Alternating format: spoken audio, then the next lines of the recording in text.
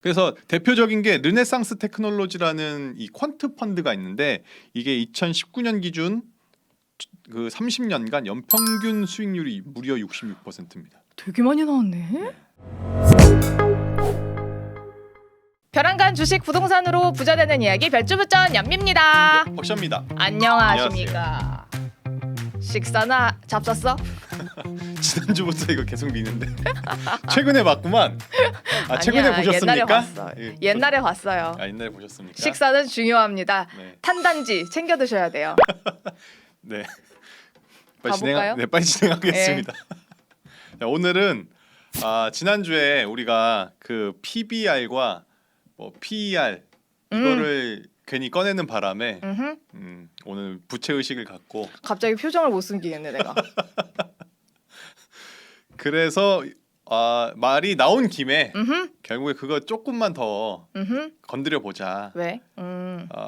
그거를 건드리면 그냥 줄이니가 아니라 이제 우리도 하이엔드급? SS급, 에르메스? SS급 줄이니다. 줄이니 중에서는 그래도 내가 제일 낫다. 그래. 못생긴 애들 중에서는 내가 제일 잘생겼다. 약간 이런 느낌으로. 영어 유치원 다닌다. 그런 느낌으로 해서 퀀트 투자를 아주 맛만 보겠습니다. 퀀트가 뭐야 근데? 퀀트가 영어인데요. 뭐 이렇게 챈트는 알아 챈트. 1, 2, 3, 4 막 이런 거 있죠 옛날에. 뭐 수량, 챈트. 계량 이런 느낌. 그 챈트 제가 잘 모르겠고요. 죄송합니다. 그래? 캐스터네츠 아닌가요? 아니야 챈트. 수량, 계량 이런 뜻인데 결국에는 어떤 좀 그 조금 수학적으로, 그러니까 계량적으로 어떤 숫자를 이용한 좀 투자를 해보자라는 개념이거든요. 차근차근 하나씩 준비한 내용으로 설명을 해드리겠습니다. 예. 그러니까 보통 우리가 결국에는 어제가 아니라 그저번의 컨텐츠의 결론은 네. 우리가 결론은 펀더멘털을 어쨌든 알아야 예. 외국인이 팔든지 사든지 우리가 어떤 판단을 할 수 있겠더라라고 했을 때 그 대충 그 펀더멘털이라는 게 대충 뭘까라고 하면 그 기업 그냥 기업입니다. 기업. 예. 이 기업이나 아니면 이 경제의 어떤 상황 예. 이런 것들을 의미하는데 결국 우리가 사는 거는 가격만 보고 사잖아요. 그렇습니다. 보통 뭐 삼성전자가 7만 원이 넘었네. 7만 전자 돌파 이러면서 지금 사야 되냐 말아야 되냐 뭐 이런 이야기를 하게 되는데 이 가격은 결국에는 기업의 미래 가치가 어느 정도 반영이 돼 있거든요. 그러니까 우리가 원래는 좀 정석적인 투자는 이 미래 가치를 어떻게든 나름대로 평가를 한번 해보자라는 거를 해서 지금 이게 싼 거 아닌가 보통 이런 걸 구별을 하는데 거거든요. 저는 그래요. 네. 제 시중에 돈이 얼마 있나? 대충 있어서 내 잔고에 얼마 있나? 내 잔고에 얼마 있나? 저번에는 그랬어요. 네. LG 엔소를 사고 나서 지갑을 딱 보니까 10만 원이 남은 거예요. 네네네. 10만 원 중 10만 원짜리 뭐가 10만 있나? 원 살 수 있는 거 뭐 있나? 뭐가 그래서 있나? 오늘은 내 통장 잔고에 얼마 있는가를 얼마 있나? 기준으로 얼마 있나? 2만 원짜리 5개 살까? 3만 원짜리 3개 살까? 근데 이게 사실은 우리가 맨날 미래 가치 얘기는 하는데 우리가 내일 점심에 제육을 먹을지 돈가스를 먹을지 이것도 잘 모르잖아요. 난 알아요. 알아요? 네, 왜냐면 어떻게 제가 알죠? 오늘 점심에 돈가스 먹었거든요. 내일은 제육인가요? 돈가스는 아닐 걸 알아요. 이거 남초에서 다니시나요? 어쨌든 네. 우리가 이거 잘 모르는데 어떻게 미래 가치를 구할 수 있을까라고 했을 때 네. 우리는 그 방법을 찾을 겁니다. 네. 책에서. 교과서 위주로. 네. 이게 그 벤저민 그레이엄이라는 분이 쓴 건데 이분이 우리가 맨날 얘기하는 이 버핏 형님의 스승님입니다. 스승님. 늘 보면은 제자들이 네. 더 잘하던데. 이분이 진짜 전설적입니다. 왜냐하면 이 현명한 투자자라는 책 자체가 지금 우리가 이야기하는 뭐 가치 투자니 퀀트 투자니 하는 모든 투자 방법의 기원이 여기서 출발했다고 보시면 되거든요. 근데 왜 워런 버핏보다 안 유명해요? 이분이요? 네. 이분이 워런 버핏은 지금 살아 있잖아요. 이분 90 몇 세로 지금 살아 계신데 이분은 이제 작고는 하셨죠. 죄송합니다. 네. 그러니까 이게 왜냐하면 초판이 41년이야. 41년에 우리나라에서 뭐가 있었죠? 이때 저기 한국 전쟁도 전이었네요. 이때 우리 일제 일제강점기였네. 강점기예요. 일제 강점기에 나온 책입니다. 심지어 이 책이 해방도 전이야. 원래는 증권 분석이라는 원래 책으로 나왔었는데 네. 이게 너무 어렵네 이러면서 주린이들을 위한 책을 내가 써야지 하고 주린이 버전으로 쓴 게 현명한 투자자예요. 이게 그래서 지금 팔리고 있는 게 4판인데 요게 이제 73년에 나와서 약간 옛날 느낌도 나지만 또 그만큼 또 우리 정석이다. 그래서 요 책은 꼭 한번 사서 보셨으면. 읽어봤어요? 저는 한 2-3번 읽고 있습니다. 집에서. 네. 수학의 정석은 몇 번 봤어요? 앞에 한 30페이지 맞나? 10-가 원래 앞에 요 부분만 까맣게 되지 까맣잖아요. 않나요? 10-가 집합. 그래서 어쨌든 자꾸 수학 때문에 지금 말렸는데 네. 어쨌든 좋은 주식이라는 건 결국에는 이 돈을 잘 벌어야 되고 결국에는 성적을 잘 받는 기업이라는 뜻인데 이 기업의 성적표는 재무제표다. 그래서 이게 삼성전자의 재무제표를 갖고 왔는데 일단 보면 무슨 말인지 잘 모르겠고 숫자만 수두룩빽빽하니까 네, 숫자가 많을수록 좋은 건가요? 머리가 아프죠. 네.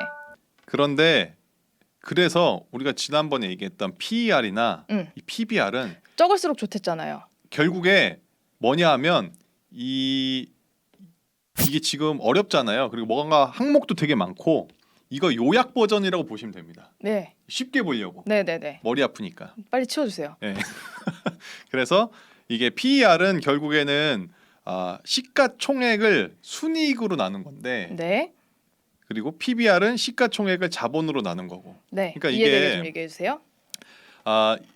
어려우니까 네. 그냥 정말 간단하게 얘기하면 네. 내 연봉 내 연봉. 그리고 내 카후 카우가 뭐죠? 카드 결제 그 카드 잔액이 다 나간 이후에 내 잔고 있잖아요. 가 있어요? 내 월급이 들어온 다음에 이것저것 다 나가고 카드 값까지 나간 다음에 내 잔고를 카우라고 하던데 그러니까 남냐고 MG가 그게. 아니군요. 남아요? 남아야 됩니다. 여기 남아야 돼요. 그래서 이 PER은 약간 카우력이다. 이게 그러니까 마이너스가 나올 수도 있는 거죠? 그러면 이거 주식하시면 안 됩니다. 지금 문제는 주식이 문제가 아닌 것 같아요. 그래요? 근데 어쨌든 이게 이제 얼마 남는다 치고 예. 그러면 내 이 카우 잔고를 몇 개월 모아야 이 주식을 살 자격이 되는가가 PER입니다. 그러니까 이게 마이너스 나오면 안 되는 거예요? 당연하죠. 내 통장 잔고가 마이너스인데 무슨 주식이야 지금. 지출을 줄여야지. 예, 그래서요? 지금 갑자기 너무 자신감이 하락하신 거 아닙니까? 네네네. 아무튼 내 PER 난리 났네. 예. 그래서 어쨌든 이 주식 이 종목의 PER을 그냥 우리가 간단하게 내가 카드 후 이 잔고로 얼마나 모아야 자격이 생길까라고 했을 때 작으면 작을수록 좋겠죠. 한 달만 모아서 살 수 있으면 좋은 거 아니겠습니까? 10달 모아서 사는 것보단. 그죠? 그러게요. 그런 느낌으로 좀 느낌적인 느낌으로만 접근합시다 우리. 예. 그렇게 접근을 하면 되는 거고. 코인이 좋아. 네. 네. PBR은 네. 내 통장 잔고 네. 이 예적금 다 포함해서 네. 지금 잔고로 네. 기준으로 이 얼마나 모아야 이거를 살 수 있을까? 살 자격이 되는가? 약간 느낌이 약간 다르죠? 네. 카후 잔고랑 뭐 예금 적금 다 포함해서 내 전체 통장에 얼마 있는지 이거 이제 청약 통장까지 다 포함하는 거죠? 포함시켜 드립니다. 네. 이거 자신 있지. 이거 자신 있지. 그렇게 해서 몇 배 정도의 수준이다. 뭐 이런 느낌적인 느낌으로. 이거 내 퇴직금 통장까지 다 포함인가요? 퇴직금 왜 지금 미리 받죠? 왜? 이거 미리 땡겨봤는 이거 다 포함이죠? 우리 회사 됩니다 그거. 됩니까? 아시죠? 예. 어쨌든 그런 건데 이런 다양한 결국에는 이 PR이나 PBR 말고도 정말 많은 것들이 있거든요. 뭐 앱이 이비타부터 앱이요? 앱이 이비타? 앱이 앱이는 입이 있지. 앱이의 이비타 앱이 이비타 뭐 이런 것도 있어요. 뭐 이런 것도 있고 뭐 PSI도 있고요. 뭐 PCI도 있고요.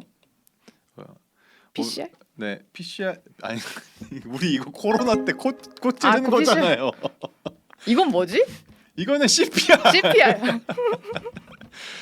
어쨌든 이런 게 다 있는데 결국엔 다 재무제표에서 탄생을 한 친구들이다. 와. 그 우리가 이 PER을 기준으로 해서 기업 가치를 보통 이렇게 평가를 하게 되는데 제가 이거 갖고 왔어요. 그래서 지금 삼성전자가 PBR 10, 보통 이걸 몇 배라고 부르거든요. 네.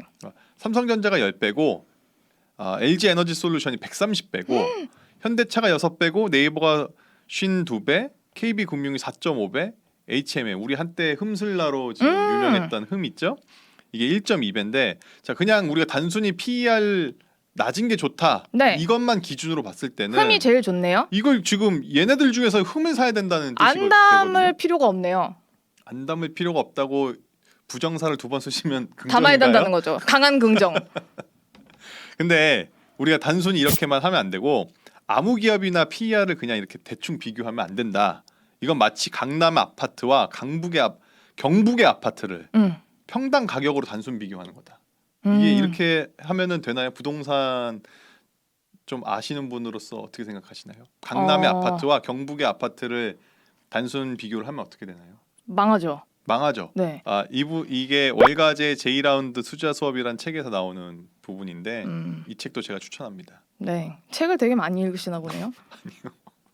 그리고 이 현명한 투자자 아까 나왔던 워렌 버핏의 그 스승님께서 뭐라고 하셨냐면 PER이 낮으면 낮은 이유도 분석해야 된다. 왜 낳는가? 그러니까 왜냐하면 우리가 만약에 예를 들어서 강남에 이렇게 강남 지역에 아파트들이 이렇게 막 많이 있는데 다른 데는 다 막 20억, 30억씩 하는데 얘만 한 5억 해. 왜 그런가? 그럼 얘를 냅다 사는 게 아니라 얘는 왜 5억밖에 낮을까? 안 하지라는 의심을 갖는 게 상식적이라는 거죠. 겁나 경사졌거나 그렇죠. 아니면 뒤에 쓰레기장이 있거나 그렇죠. 그럴 수 있다는 거죠. 그리고 거기에 막 녹물이 터져 나온다. 맞아. 뭐 이런 케이스도 있을 수 있는 거고. 공동묘지 귀신이 나온다든가. 그러니까 PER도 단순히 낮은 게 무조건 좋다라기보다는 좀 뭐 이런 저런 조건들도 좀 만족을 해야 된다. 근데 강남에 녹물 나와도 사야 돼요.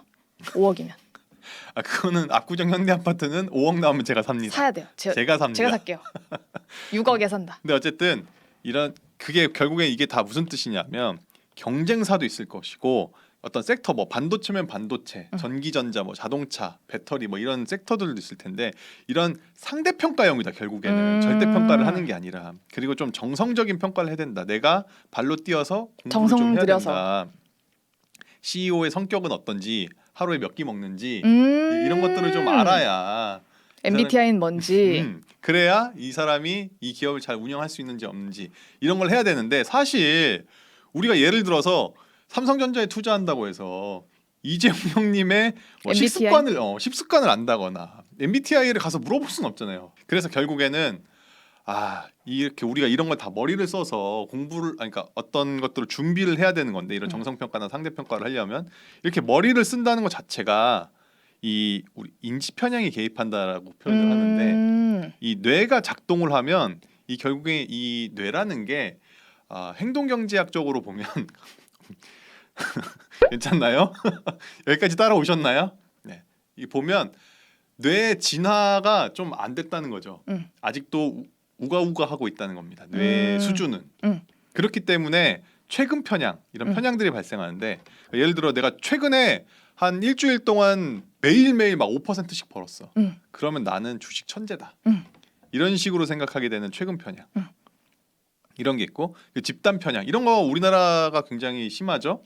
모두가 예스라고 얘기하면 나 혼자 아닙니다라고 얘기하기 굉장히 어렵지 않습니까? 이거 우리나라만 그렇습니까? 아니면 다른 나라도 이렇습니까? 다른 나라도 다 그렇습니다. 그렇죠. 혼자 뭐라고 하기 좀 힘듭니다. 이거는. 왜냐하면 이거는 뇌가 이렇게 구조를 작동을 하는 거기 때문에 뭐 우리나라의 종특이라기 보기보다는 그냥 인류 뇌의 종특이다 이렇게 보시면 됩니다. 그렇기 때문에 우리가 이 편향들을 어떻게 하면 좀 극복할 수 있을까 해서 나온 게 바로 퀀트입니다.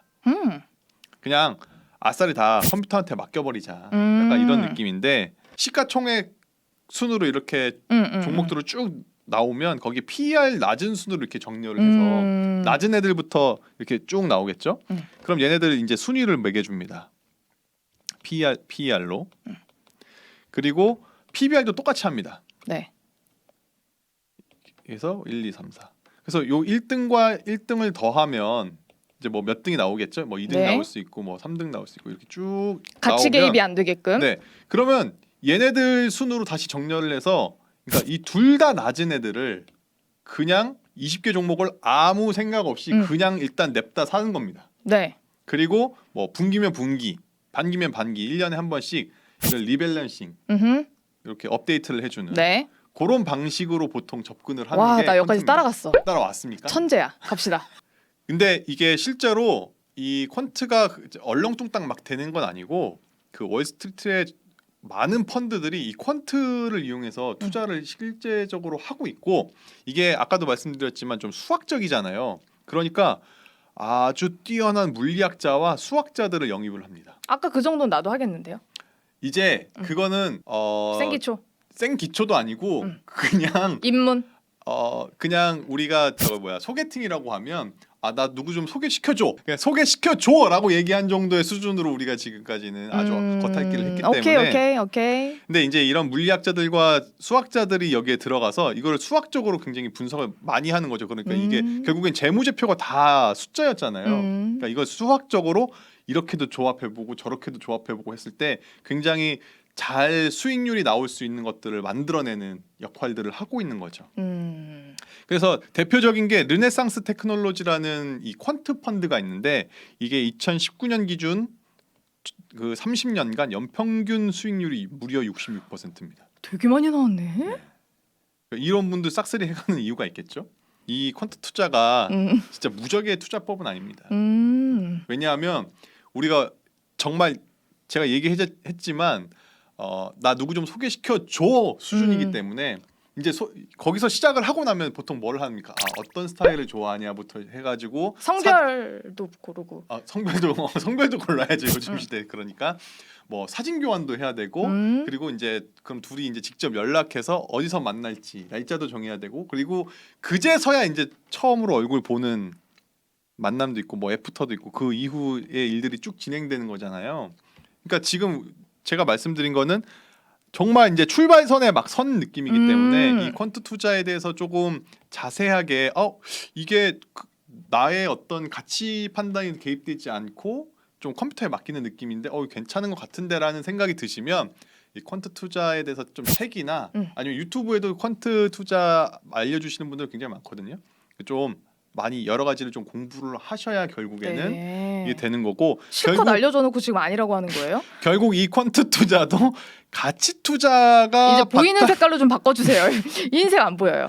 결국 가치 투자가 그 밑바탕이 돼야 이 퀀트 투자라는 것도 있다. 왜냐하면 재무제표를 간단한 게 우리가 알아볼 수 있는 형식으로 바꿔가지고 투자하는 게 퀀트이기 때문에 어떤 말씀인지 알겠죠? 네, 알았어요. 네, 그러니까 네. 우리는 조금 더 공부를 해야 된다.